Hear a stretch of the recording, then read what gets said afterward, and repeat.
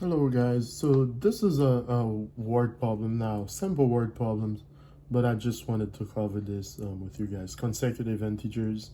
Now, it says the sum of three consecutive integers is negative 57. And then it says find the integers, okay? Now, you know integers are negative and positive whole numbers, including zero, okay? Now, so if they're talking about integers, you know what to expect: negative and positive numbers, whole numbers, I'm saying. And also, it says the sum of three consecutive integers is 57. Now, let's think about this for a while. If you know one integer, for example, I'm just saying, if you know one integer and you want to start with it, I'll say, for example, 2, okay? If we know 2 is one integer and we want to start with this number. Now, a consecutive integer, when you start with 2, another one would be 3, right? Okay? And if you keep going, the next one would be 4. And then 5. Okay? So we have consecutive integers, right? All right. Now, the thing with this is that what do you see? What pattern do you see here? What do I do to find the next integer? Well, it's like I keep adding 1, right? I keep adding 1 to the next numbers, just to get the next, okay? To the previous number to get the next. I keep adding 1 because they just said consecutive integers, right? Well, those numbers they're talking about now I said if I started with 2, but really in reality I don't know what number I'm starting with, because they just said 3 consecutive integers. I don't know which one. But the one thing that's very good I know now is that the numbers, for me to get the next numbers, I just need to keep adding 1, 1, 1. I keep adding 1, okay? Now, okay. So since I know that, I can find those numbers, because guess what? I don't know the first number. When you don't know something, what do you call it? You call it something you don't know, a variable, right? So you could pick the variable you want. We love to pick X. You could pick A, whatever you want, V, whatever you want. But I'll pick X. So let's say, if I say let X be the first integer, okay? So if X is the first integer, so I'll have first integer as X. Therefore, the second one will be what? Remember, I have to keep adding 1, right? So it will be X plus 1, okay? Then, okay, also the third integer will be X plus 1, which is what I had, plus another one, because it's the next one. I keep adding 1 more, 1 more, 1 more, okay? So now, as you can see here, in this case here, this will be X plus 2. Guess what? I have my 3 consecutive integers.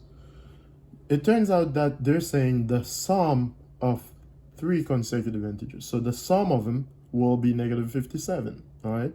So the sum of them, meaning that when I have them, and this is the equation given to us, when I add all of them, the sum, the first one, first, plus the second, plus the third, must be what? Negative 57. That's what I know. That's what they tell us, right? Now I know what the first is. It's X, okay? Plus, I know what the second is. It's X plus 1. Plus, I know what the third is. It's X plus 2. So the sum must be negative 57, okay? Now, let's do what we have to do here.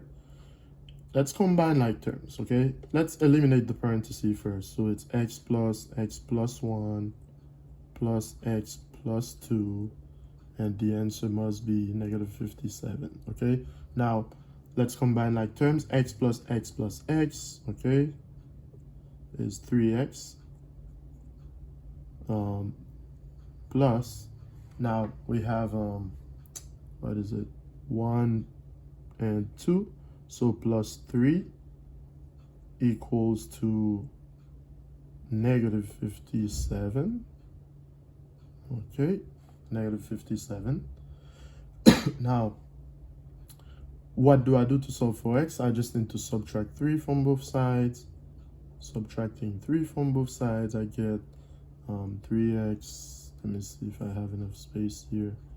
3x, cancel 3 out here, equals to negative 60.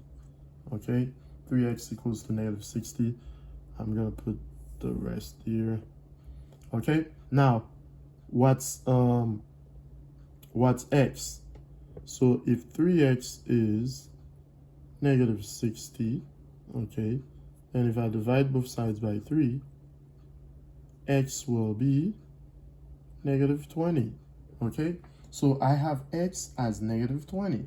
Okay, now what's the next? This was the first one, by the way. This is the first number. Now, how about the second number? I know the second number will be x plus 1. So x plus 1 is negative 20 plus 1, which is negative 19. So this is the second number. Second number, right? Now, how about the third? The third was x plus 2. X plus 2. X is negative 20 plus 2, which is negative 18, right? And this is the third. So this is how you just found the first number, which is negative 20, the second one, negative 19, and the third one, negative 18. If you add them, you must get negative 57, okay? So this is how you solve this problem, okay? Very easy, as you can see. So try another one. You can just change the numbers and try, and you will realize how easy it is for you to do, okay? Thanks.